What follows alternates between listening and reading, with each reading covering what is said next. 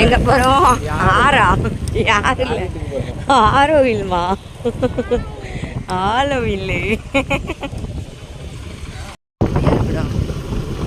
சூப்பரா இருக்குல்லண்ணா, கலெக்ஷன்லாம் நச்சல் இருக்கு. அதான் சொல்றேன், நீ நேரத்தே இங்க கூட்டு வந்துருக்கானா இருக்கு தெரியுதா? டாப்ஸ்லாம் வரும்போது